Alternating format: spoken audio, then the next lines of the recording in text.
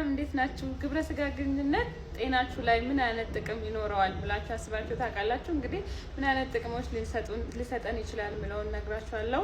ጠቅማል ብላችሁ ለምታስቡት ሁሉ ሼር ማድረጋችሁ እንዳትረሱ። ኮሜንት ስር ያላችሁትን ሀሳብ አስቀምጡልኝ። እንደምታውቁት ይሄ ፋርማሲያችሁ ሊበን ፋርማሲ ነው። እንግዲህ ግብረ ስጋ ግንኙነት አንደኛው ጥቅሙ አንቲቦዲ እንዲጨምር ያደርጋል። ያ ማለት ህመም በሽታን የመከላከል አቅማችሁ እንዲጨምር ያደርጋል። ሁለተኛ ነገር ደግሞ ብለድ ፕሬሸር ወይም ደግሞ ግፊት ያለባቸው ሰዎች ግፊት እንዲቀንስ ይረዳቸዋል ማለት ነው። በተጨማሪም ደግሞ ለፕሮስቴት ካንሰር የመጋለጥ እድላችሁን በጣም ይቀንሰዋል።